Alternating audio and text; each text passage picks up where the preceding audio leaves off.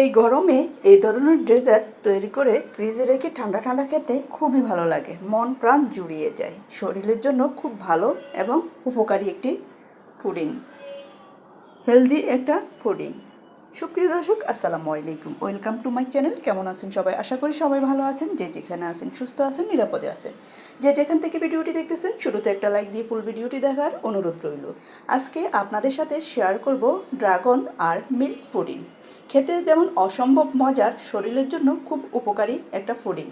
চলুন আমি কিভাবে তৈরি করেছি আপনাদের সাথে শেয়ার করব। খুব সহজে তৈরি করে নিয়েছি।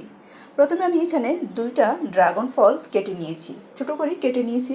এখন আমি হাতে ভালোভাবে কষলিয়ে নিব, যাতে ড্রাগন ফলটা একবারে দানা দানা ভাবও না থাকে। চাইলে আপনারা ব্লেন্ড করে নিতে পারেন, তবে ব্লেন্ড করলে যে দানাগুলো আছে এগুলো ব্লেন্ড হয়ে যেতে পারে, তাই হাতের সাহায্যে আমি কষলিয়ে নিয়েছি। এখন আমি একটা স্ট্রেনারের সাহায্যে ভালোভাবে ছেঁকে নিব।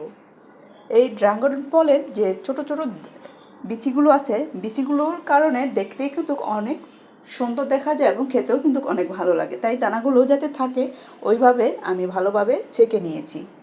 এখন আমি চুলায় বসিয়ে দিব। এখানে আর কিছুই ব্যবহার করব না।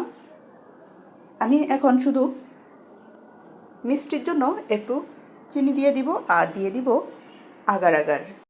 এখানে আমি 2টা ড্রাগনের জন্য আমি 1 টিস্পুন আগার আগার দিয়ে দিব। আগার আগার একটু পানি দিয়ে মিক্সড করে দিয়ে দিব, দিয়ে আমি ভালোভাবে নেড়ে চেড়ে নিব। আর মিষ্টির জন্য আপনারা আপনাদের মিষ্টি যে যেমন পছন্দ করেন ওইভাবে মিষ্টিটা ব্যবহার করব। আমি চিনি দিয়ে দিব, আমার পছন্দ মতো যতটুকু আমি মিষ্টি পছন্দ করি ওই পরিমাণ আমি চিনি দিয়ে দিব। দিয়ে এখন আগার আগার আর চিনিটা দিয়ে ভালোভাবে বলক আসা পর্যন্ত অপেক্ষা করব।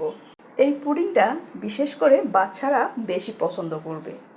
যে কোনো বাচ্চারা দেখতে সুন্দর যে কোনো জিনিস পছন্দ করে, আর খেতেও কিন্তু অসম্ভব মজার, তাই তারা খুবই পছন্দ করবে। বাচ্চাদের সাথে বড়রাও খুবই পছন্দ করবে, তাই একবার হলো ট্রাই করে দেখবেন। তো আমার ভালোভাবে বলক এসে গেছে। এখন আমি একটা সার্ভিং ডিশে আমি ঢেলে নিব।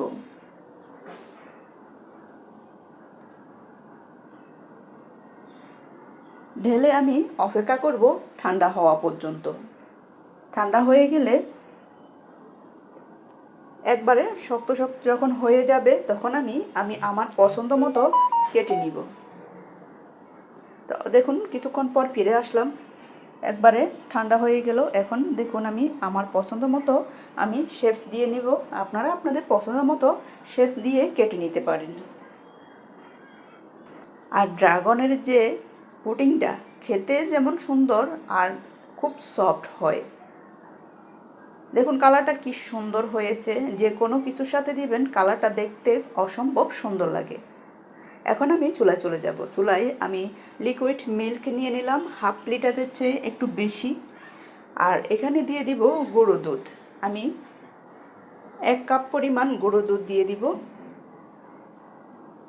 গুঁড়ো দুধ দিয়ে ভালোভাবে মিক্সড করে নেব।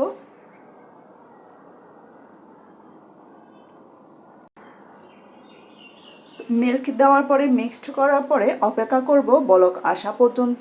আর মিষ্টির জন্য আবারও এখানে আমি চিনি ব্যবহার করব। আমি আমার পছন্দ মতো মিষ্টি ব্যবহার করব, আপনারা আপনাদের পছন্দ মতো মিষ্টিটা ব্যবহার করতে পারেন। এখন বলক আসা পর্যন্ত অপেক্ষা করব। সাথে আমি দিয়ে দিব আবারও এখানে 1.5 টিস্পুনের মতো আগার আগার পাউডার দিয়ে দিলাম। চিনি পরিমাণ মতো, যতটুকু মিষ্টি পছন্দ করি ওই পরিমাণে আমি চিনি দিয়ে দিলাম। আর দিয়ে দিব আমি 1.5 টিস্পুনের মতো আগার আগার পানির সাথে মিক্সড করে দিয়ে দিব।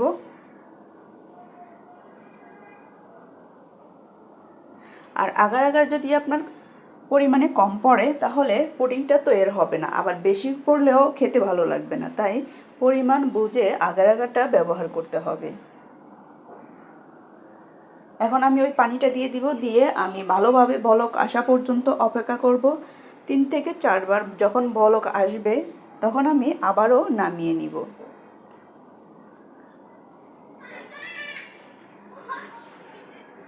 তা আমার ভালোভাবে বলক এসে গেছে। এখন আমি একটা সার্ভিং ডিশ নিয়ে নিব। আপনি যে শেফে তৈরি করবেন ওই শেফ অনুযায়ী আপনি সার্ভিং ডিশ নিয়ে নেবেন। আমি একটা বাটির মধ্যে নিয়ে নিব। তো দেখুন ভালোভাবে যখন বলক এসে গেছে, এখন আমি ঢেলে নিব। কতটুকু ঘনত্ব হয়েছে দেখুন। আর এখানে আমি ড্রাগনগুলো খুব ছোটো ছোটো করেই কেটে নিয়েছি। তা আমি একটা বাটি নিয়ে নিলাম। বাটির মধ্যে এখন আমি মিল্কটা ঢেলে নিব। এখন যখন একটু কুসুম গরম হয়ে আসবে তখন আমি ড্রাগনগুলো দিয়ে দিব। একবারে যখন বেশি গরম থাকবে ওই সময় দিলে কালারটা চেঞ্জ হয়ে যাবে মিল্কের। তাই আমি একটু হালকা যখন গরমটা কমে আসবে তখন আমি ড্রাগনগুলো এখানে দিয়ে দিব। দেখুন কি কতটুকু ঘনত্ব হয়ে আসছে, একটু ঠান্ডা হয়ে আসছে। এরপরে বেশি ঠান্ডা হয়ে গেলে দেওয়া যাবে না, কারণ তখন পুডিংয়ের শেপ চলে আসবে, দিলে আর সুন্দর দেখা যাবে না বা শেপটা নষ্ট হয়ে যাবে। তো ড্রাগনগুলো দিয়ে আবার নেড়ে চেড়ে রেখে দিব ঠান্ডা হওয়া পর্যন্ত। ঠান্ডা হয়ে গেলে আমি ফ্রিজে রেখে দিব কমপক্ষে 30 মিনিট অথবা 1 ঘন্টা। তাহলে খুব ঠান্ডা হয়ে যাবে, আর ঠান্ডা ঠান্ডা খেতে কিন্তু অসম্ভব মজার ভালো লাগে। আর এই ডেজার্টগুলো ঠান্ডা ঠান্ডাই বেশিরভাগই ভালো লাগে। একটু নেড়ে চেড়ে দিব, নেড়ে চেড়ে রেখে দিব ঠান্ডা হওয়া পর্যন্ত।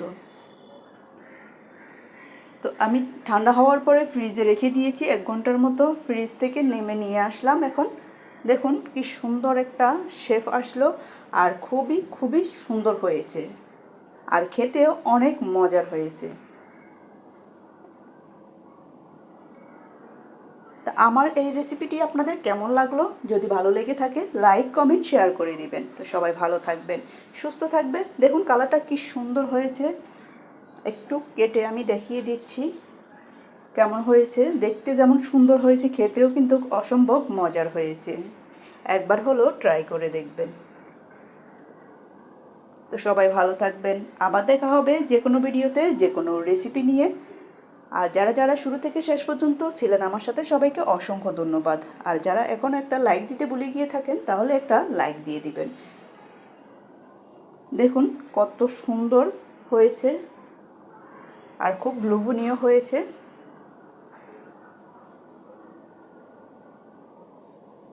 সবাই ভালো থাকবেন। আল্লাহ হাফেজ, আসসালামু আলাইকুম। আবার দেখা হবে যে কোনো ভিডিওতে যে কোনো রেসিপি নিয়ে।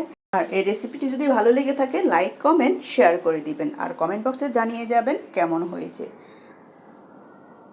ধন্যবাদ সবাইকে।